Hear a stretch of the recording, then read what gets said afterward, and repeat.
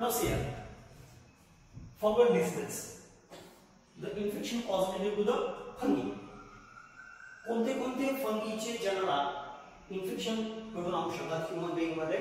There are the 3 important genera. The first is Microsporum, the other is Trichophyta, and the third one is Epidermophyta. Epiderm या शब्दाचा अर्थ काय होतो? आपल्या skin मध्ये दोन प्रकारचे लेयर असतात, एपिडर्मिस आणि डर्मिस. तर एपिडर्मिस वर होणारे इन्फेक्शन हे फंगी, त्या फंगीला दिलेलं नाव आहे दॅट इज द एपिडर्मोफायटा. फंगी हा जो किंगडम आहे त्याचं वैशिष्ट्य आपल्याला सगळ्यांना माहिती आहे काय? They feed on the dead and decaying organic matter. ते organic matter वर जगत असतात. परंतु या ठिकाणी ह्यूमन आणि ह्यूमन सोबत बाकीचे एनिमल्स, पेट्स जसे की कॅट, डॉग, कॅटल यांच्या बॉडीवर सुद्धा या फंगीचं इन्फेक्शन होत असतं. हे इन्फेक्शन सुपरफिशियल असतं, म्हणजे बॉडीच्या वरच्या भागात फक्त स्किनवर इन्फेक्शन असतं. ओके, तर याला आपण रिंगवर्म असतं, that is known as ringworm. आता हे नाव कसं चुकीच्या पद्धतीचं आहे. वर्म जरी शब्द असला तर या ठिकाणी इन्फेक्शन वर्ममुळे होत नाही. लक्षात घ्या, नावामध्ये जरी वर्म असलं तर इन्फेक्शन वर्ममुळे होत नाही. इन्फेक्शन कुणामुळे होतं? फंगसमुळे. रिंगवर्म हे नाव काय दिलेलं आहे? कारण ज्या रिजन मध्ये इन्फेक्शन होतं तिथे एक लीजन तयार होतं, आणि हा जो लीजन आहे हा या रिंग सारखा दिसतोय. See here this picture, ring like structure is appeared. He ring दिसते अशा प्रकारची, म्हणून याचं नाव रिंगवर्म. आता ही जे फंगस आहे हे कशा पद्धतीने इन्फेक्ट होतं? सुपरफिशियल इन्फेक्शन आहे, त्यामुळे इंजेक्शन, मॉस्किटो, ब्लड द्वारे इन्फेक्शन याचं होत नाही. याचं infection just due to the casual contact, नुसता साधा टच जरी झाला तरी हे इन्फेक्शन होऊ शकतं. ओके, जसं walking bare footed on the soil, तुम्ही जेव्हा बिना चपलीचं किंवा शूजचं जर चालत असतात, करत असतात, तर सॉइलमध्ये असलेले फंगी तुमच्या पायाला चिकटू शकतात, इन्फेक्शन होऊ शकतं. किंवा इन्फेक्टेड पर्सन सोबत तुम्ही शेक हँड केलं, त्याचे क्लोथ्स शेअर केले, त्याचे कपडे वापरले, त्यांनी वापरलेल्या वस्तू, स्पोर्ट इक्विपमेंट्स जसे की बॅट असेल, बॉल असेल, हे जर वापरले, say this infection is commonly seen in the between the toes and toes. आता टोज मध्ये किंवा फिंगर्सच्या मध्ये जर इन्फेक्शन असेल आणि तो पर्सन जर त्याच हाताने बॅट किंवा बॉल हँडल करत असेल आणि ती बॅट किंवा तो बॉल दुसऱ्या हेल्दी पर्सनला हँडल केला तर इन्फेक्शन आपोआप त्याच्या हँडवरून त्या हेल्दी पर्सनच्या हँडकडे ट्रान्सफर होतं. म्हणजे याचं जे इन्फेक्शन आहे, ट्रान्समिशन आहे, हे खूप इझिली घडून येतं. साधे कपडे, टॉवेल वगैरे जे असतात घरामध्ये ते जर शेअर केले तरी सुद्धा हे इन्फेक्शन होऊ शकतो. किंवा कोट, कंगवा वगैरे, एका पर्सनच्या स्काल्पमध्ये इन्फेक्शन आहे, फंगल इन्फेक्शन आहे, आणि त्याच कंगव्याला जर दुसऱ्या पर्सनला जर विचारलं तर आपोआपच ते फंगस त्या कंगव्याला चिपकून त्याचे स्पोर्स त्या दुसऱ्या पर्सनच्या हेडवरती ट्रान्सफर होतील आणि त्याला त्याचं इन्फेक्शन होईल. तर ही जे फंगस आहे या फंगसची ग्रोथ होण्यासाठी सगळ्यात फेवरेबल कंडिशन कोणती असेल तर that is the heat and moisture. वातावरणामध्ये बुरशी हा प्रकार आपल्याला कोणत्या सीझन मध्ये जास्त पाहायला मिळतो? यस, ऑब्वियसली रेनी सीझन मध्ये, पावसाळ्यामध्ये. कारण या दिवसामध्ये वातावरणामध्ये मॉइश्चर आणि हीट या दोन्ही गोष्टी असतात, आणि या दोन्ही गोष्टी फंगीच्या ग्रोथसाठी खूप फेवरेबल आहेत. त्याच्यावरून आपण समजू शकतो की ह्यूमनच्या बॉडीमध्ये किंवा बॉडीवर कोणत्या रिजनमध्ये फंगीचं इन्फेक्शन जास्त होत असेल, ज्या रिजनमध्ये हीट पण असेल आणि मॉइश्चर पण असेल, म्हणजे घामामुळे तिथं मॉइश्चर आहे आणि ऑब्वियसली हीट असेल तरच घाम येईल अशा ठिकाणी. म्हणजे उदाहरणार्थ between the fingers and between the toes, axilla region चाकरीमध्ये, अँड देन ग्रोइन रिजन जागेमध्ये, या भागामध्ये हे इन्फेक्शन जास्त प्रमाणामध्ये पाहायला भेटतं. त्याचं कारण हेच आहे, फंगीला फेवरेबल कंडिशन कोणती आहे? हीट आणि मॉइश्चर, ओलावा आणि थोडीशी हीट, उष्णता, तिथं या फंगीची ग्रोथ चांगली होते. बाकीच्या रिजन मध्ये पण इन्फेक्शन होऊ शकतं पण त्याचं प्रमाण थोडंसं कमी आहे. हे कॉमन साईट आहे रिंगवर्मच्या. आता इन्फेक्शन झाल्यानंतर काय होतं? म्हणजे फंगी आहेत, मायक्रोस्पोरम, ट्रायकोफायटॉन, एपिडर्मोफायटॉन, ते फंगी आपल्या स्किन मध्ये असलेलं जे एपिडर्मिस नावाचा लेयर आहे, एपिडर्मिस, ओके, एपिडर्मिस लेयर मध्ये ज्या सेल्स असतात त्या सेल्स आणि हेअर म्हणजे केस, याच्यामध्ये केराटिन नावाचं एक प्रोटीन असतं. which protein? Keratin. And this keratin is food of this fungi. त्या फंगीचं फूड आहे कोण? केराटिन. ते केराटिन खाण्यासाठी ही फंगी त्या स्किनवर राहते. स्किन मधील एपिडर्मिस मधील केराटिन ती फीड करते आणि ज्या पार्ट मध्ये ते फीडिंग केलं जातं तर त्या पार्ट मध्ये स्किन डेड मध्ये एपिडर्मिसचा लेयर डेड होतो आणि त्याच्याशी ड्राय स्केल्स खवले, जसं केसामध्ये कोंडा झाल्याच्या नंतर पांढरे पांढरे खवले बाहेर पडतात तशा प्रकारचे पांढरे खवले स्किनी पार्ट्स या लिजन मधून बाहेर पडायला सुरू होते. याला जर असं स्क्रॅच केलं तर याच्यामधून असे पांढरे पांढरे स्केल्स बाहेर येतात व्हाईट कलरचे. अशा प्रकारचा लिजन इन्फेक्टेड साइटवर आपल्याला पाहायला मिळतो. हा ड्राय असतो, स्किनी असतो. स्किन म्हणजे कोंडा बाहेर पडतो, त्याच्यातून खवले बाहेर पडतात. नेल्स हे इन्फेक्शन नेल मध्ये पण होतं कारण हे केराटिन नावाचं protein it is also present in the nails. जसं ते केसामध्ये आहे तसं ते नेल मध्ये पण आहे. त्यामुळे या फंगीचं इन्फेक्शन नेलला सुद्धा होतं. जर नेल्सची इन्व्हॉल्वमेंट असेल इन्फेक्शन मध्ये तर त्या कंडिशनला आपण ऑनिकोमायकोसिस म्हणतो. Yes, it is known as onychomycosis. Onychomycosis. When nails are involved in this infection, this condition is known as onychomycosis. Scalp म्हणजे डोक्यामध्ये हे इन्फेक्शन असतं. And then feet, पायाला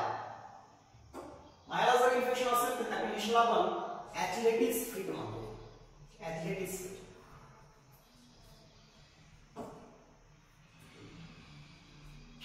या ठिकाणी वर्म्सचं इन्फेक्शन दिसते, रिंगवर्मचं इन्फेक्शन दिसते. हा लिजन आहे का त्याचे कारण बघा. नॉट वॉशिंग हँड्स, आपण हात जर चांगले स्वच्छ नाही धुतले गेले तर. क्लोज कॉन्टॅक्ट विथ इन्फेक्टेड पर्सनचा जर एकदम जवळचा संबंध असेल.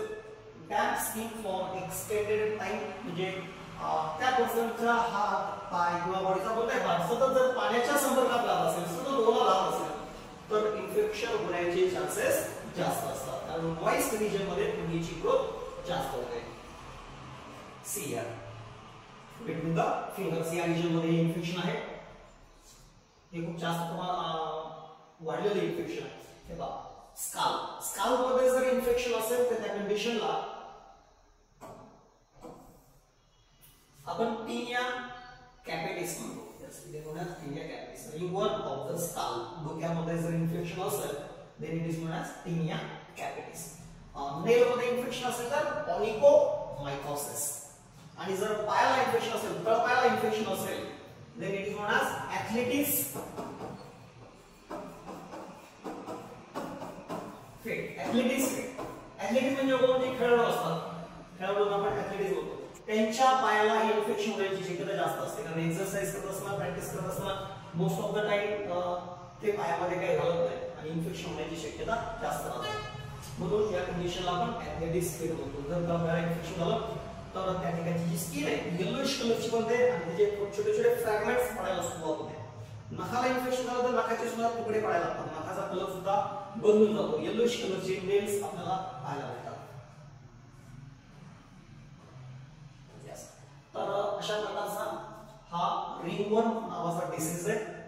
साधा हे डेडली डिसीज नाही, याच्यामध्ये काय डेथ वगैरे होत नाही, परंतु खूप भयानक आहे. भयानक याच्यासाठी की हा डिसीज जर ट्रीट नाही केला गेला तर त्याची वाढ होऊन तो बॉडीच्या खूप साऱ्या पार्ट्सला काय करू शकतो? ऑक्युपाय करू शकतो.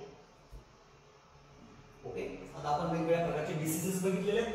आता आपल्याला ही डिसीजेस कशी प्रिव्हेंट करायची ते पाहायचं आहे. Also the prevention of diseases. सगळ्यात अगोदर आपण बोलू मोड ऑफ इन्फेक्शन्स किंवा मोड ऑफ ट्रान्समिशन्स.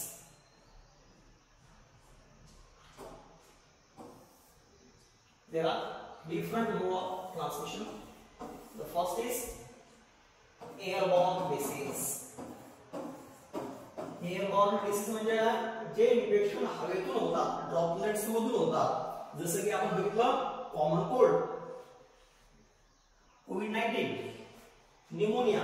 हे इन्फेक्शन बोलणाऱ्या म्हणजे इन्फेक्टेड पर्सनच्या ड्रॉपलेट्स मधून बोलताना दुसऱ्या पर्सनच्या नोज मध्ये एंट्री करतात थ्रू द एअर. अशा प्रकारच्या डिसीजेसला आपण काय म्हणतो, एअरबॉर्न डिसीजेस. दुसरा प्रकार आहे वॉटरबॉर्न और फूडबॉर्न डिसीजेस. म्हणजे कंटॅमिनेटेड फूड आणि कंटॅमिनेटेड वॉटर मधून इन्फेक्शन एका पर्सन कडून दुसऱ्या पर्सन कडे ट्रान्समिट होतात. त्याला म्हणायचं वॉटरबॉर्न किंवा फूडबॉर्न डिसीजेस. कोणते कोणते फूडबॉर्न डिसीजेस आपण बघितलेले, टायफॉइड, अमेबियासिस आणि एस्कॅरियासिस. दिस आर द वॉटरबॉर्न और फूडबॉर्न डिसीजेस. तिसरा प्रकार आहे mosquito borne diseases. Mosquito borne diseases म्हणजे मॉस्किटोच्या बाईटमुळे होणारे डिसीजेस. एका पर्सन कडून दुसऱ्या पर्सन कडे स्प्रेड करण्याचं काम वेक्टर करतात. वेक्टर म्हणजे कॅरियर, एक माध्यम आहे कोण, मॉस्किटो. त्याला आपण वेक्टर बॉर्न डिसीज असं पण म्हणू शकतो. कोणते कोणते डिसीज आहेत असे vector borne? Yes, dengue, malaria and chikungunya. These are the mosquito-borne diseases. The another mode of transmission is blood-borne diseases. Yes, blood-borne diseases. Blood-borne diseases म्हणजे हे डिसीजेस एका पर्सनच्या बॉडीमधून दुसऱ्या पर्सनच्या बॉडीमध्ये ट्रान्सफर होत असतात through the direct contact of the body fluid. एका पर्सनच्या body फ्लुइडचा contact दुसऱ्या पर्सनच्या body फ्लुइडशी जर झाला तरच या प्रकारचं ट्रान्समिशन होऊ शकतं डिसीजचं. उदाहरणार्थ एड्स हा असा डिसीज आहे की तो बॉडी फ्लुइड मधून ट्रान्सफर होतो. म्हणजे जर एका पर्सनच्या ब्लडचा दुसऱ्या पर्सनच्या ब्लडशी डायरेक्ट कॉन्टॅक्ट आला तर हे व्हायरस ट्रान्सफर होतात. अजून कोणता डिसीज आहे अशा प्रकारचा? Hepatitis B is the one more disease which transmit through the blood और बॉडी फ्लुइड. ओके, एड्स हा डिसीज आपण नंतर बघणार आहे. त्या डिसीजला आपण ब्लड बॉर्न डिसीजेस म्हणतो. These are the mode of transmissions. Mode of transmissions जर आपल्याला समजले तर या डिसीजेसला कंट्रोल कसं करायचं म्हणजे त्यांना प्रिव्हेंट कसं करायचं ते आपल्याला पाहता. आता आपण बघू prevention of these diseases. Is treatment आणि प्रिव्हेंशन मध्ये काय फरक आहे? लक्ष द्या. What is the difference between treatment and prevention? Here see prevention. The other one is treatment.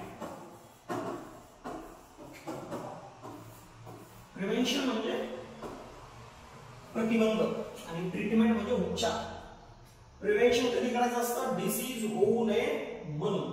आणि ट्रीटमेंट कधी करायची असते? डिसीज झाल्याच्या नंतर. डिसीज होऊ नये म्हणून आपण जी केअर घेतो त्याला म्हणायचं प्रिव्हेंशन. आणि डिसीज झाल्याच्या नंतर जे आपण मॅनेजमेंट करतो त्याला म्हणायचं ट्रीटमेंट. हा त्याच्यामधला मेन फरक आहे. Which is better? दोन्हीपैकी चांगलं कोणतं? प्रिव्हेंशन चांगले का ट्रीटमेंट चांगले? फॉर द डिसीजेस ट्रीटमेंट करता येईल, टॅबलेट घेता येतील, ऍडमिट होता येईल, दवाखान्यामध्ये इंजेक्शन घेता येतील, हे चांगलं आहे का डिसीज होऊ नये म्हणून काळजी घेतली चांगली?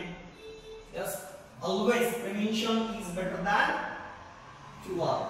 ट्रीटमेंट पेक्षा प्रिव्हेंशन नेहमी चांगलं असतं. दोन तीन गोष्टी आहेत. डिसीज झाल्यानंतर बॉडीला हार्म होतं, पैसे जातात दवाखान्यामध्ये आणि तुमचा वेळ पण जातो आणि तुम्हाला त्रास पण होतो. या सगळ्या गोष्टी प्रिव्हेंशन मध्ये या सगळ्या गोष्टी वाचतात. म्हणजे पैसे वाचतात, तुमचा त्रास वाचतो आणि तुम्हाला त्या डिसीज म्हणून जो तुमचा टाइम झालेला आहे तो टाइम सुद्धा तुमचा वाचतो. त्यामुळे prevention is always better than treatment. हे लक्षात ठेवायचं वाक्य. आता आपल्याला आतापर्यंत बघितलेले जे डिसीज कसे प्रिव्हेंट करायचे ते पाहायचं आहे. वन बाय वन आपण बघू. The first thing is personal hygiene म्हणजे वैयक्तिक स्वच्छता. काय करायचं आपल्याला? Keep the body clean. Body नेहमी काय ठेवायचे? स्वच्छ ठेवायची. कशी स्वच्छ ठेवणार? आंघोळ वगैरे करायची रोजच्या रोज. Use clean drinking water, food etcetera. त्याच्यामुळं वॉटर बॉर्न आणि फूड बॉर्न डिसीजेस होणार नाही. Clean drinking water.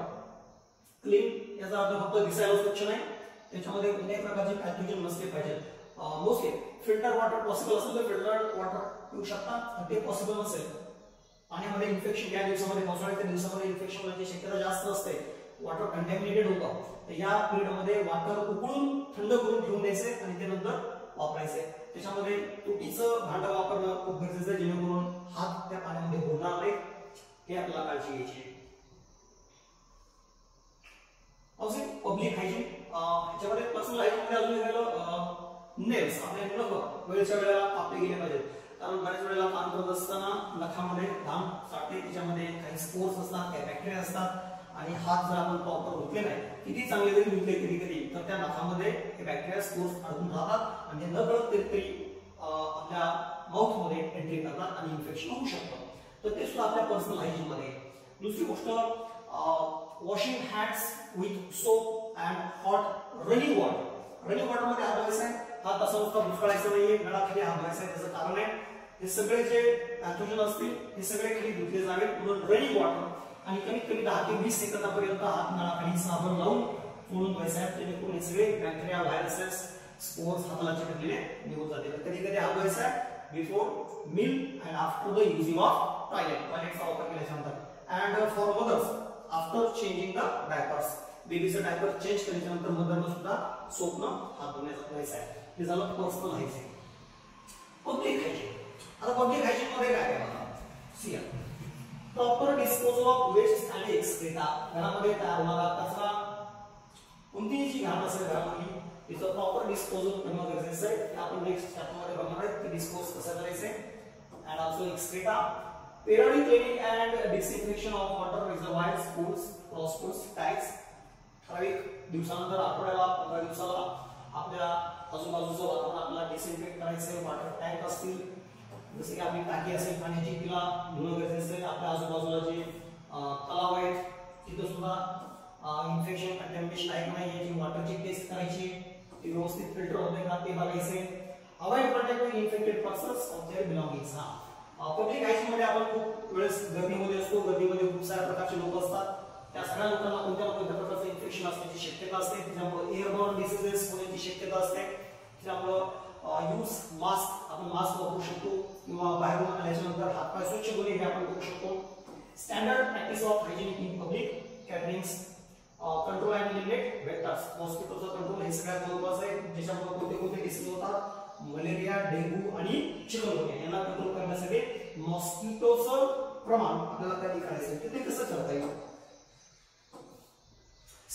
मॉस्किटो कुठे वाढतात? In the stagnant water. Stagnant water म्हणजे साठलेल्या पाण्यामध्ये. ते पाणी स्वच्छ पण असू शकतं, दिसायला एकदम स्वच्छ दिसतं, but it have the larvae of mosquitoes. मॉस्किटोचे लार्वी याच्यामध्ये प्रेझेंट असतात. तुम्ही जर टॉर्च लावून पाहिलं तर तुम्हाला साठलेल्या पाण्यामध्ये छोटे छोटे लार्वी स्विमिंग करताना दिसतील. ते मॉस्किटोचे असतात, कारण mosquito always lays their eggs in the stagnant water, not flowing water. वाहत्या पाण्यामध्ये ते अंडी देत नाहीत.